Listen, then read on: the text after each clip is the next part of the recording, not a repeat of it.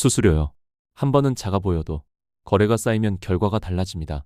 이 영상 끝까지 보시면 코인 거래를 더 잘할 수 있게 수수료 흐름을 깔끔하게 잡아드리겠습니다. 초보가 흔히 하는 착각이 있습니다. 거래소에 보이는 수수료 숫자만 비교하는 겁니다. 하지만 실제 비용은 여러 구간에서 나뉘어 나옵니다. 수수료는 크게 세 가지로 보시면 됩니다. 사고 팔 때 내는 거래 수수료, 입출금할 때 드는 전송 비용, 그리고 환전이나 스프레드 같은 숨은 비용입니다. 먼저 거래 수수료부터 보겠습니다. 매수와 매도 때 각각 비용이 붙는 구조입니다. 자주 거래할수록 이 비용이 누적됩니다. 거래 수수료는 보통 등급이나 거래량에 따라 달라집니다. 같은 거래소라도 사용자마다 체감이 다를 수 있습니다. 그래서 내 기준으로 계산해 보셔야 합니다. 다음은 전송 비용입니다. 국내에서 해외로 옮길 때는 코인을 전송하는 과정이 들어갑니다. 이때는 네트워크 수수료가 붙을 수 있습니다. 중요한 건 거래소가 받는 출금 수수료와 네트워크 자체 수수료가 따로 존재할 수 있다는 점입니다. 초보는 이 차이 때문에 비용이 커 보일 때가 있습니다. 세 번째는 환전 비용입니다. 원화를 바로 쓸 수 없는 경우 원화에서 코인으로 바꾸고 다시 옮기는 과정이 생깁니다. 이 과정마다 작은 비용이 쌓입니다. 그래서 어디가 제일 저렴하냐는 질문은 한 줄로 답하기 어렵습니다.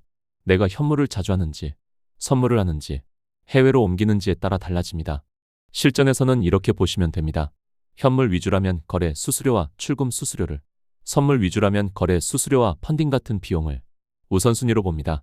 펀딩은 어려운 용어처럼 들리지만 쉽게 말하면 포지션을 오래 들고 있을 때 추가로 비용이 생길 수 있는 구조입니다.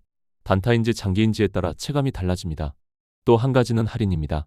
거래소마다 수수료 할인 쿠폰이나 수수료 할인 등급이 있습니다.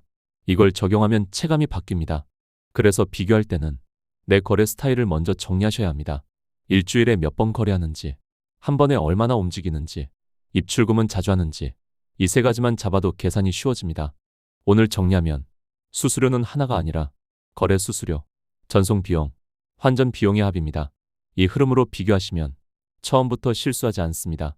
그런데 사실 수수료 비교보다 더 중요한 건 좋은 코인 거래소를 고르는 방법입니다.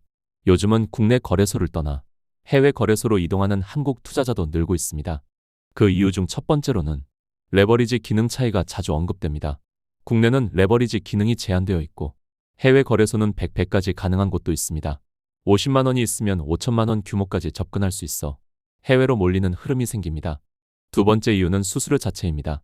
국내보다 해외 거래소의 수수료가 훨씬 저렴한 경우가 많습니다. 거래가 많을수록 체감 차이는 더 커집니다. 세 번째 이유로는 세금 문제가 거론됩니다. 해외 거래소에서는 세금이 없다고 보는 반면 국내 거래소에서는 거래 수익에 대한 세금을 내야 한다고 생각하는 분들이 있습니다. 한국인이 가장 많이 이용하는 해외 거래소와 가입 시 $100 지급 이벤트를 하는 곳에 대한 정보는 이 영상의 고정 댓글에 적어두었습니다. 가장 중요한 내용이니 고정 댓글을 확인해 주세요.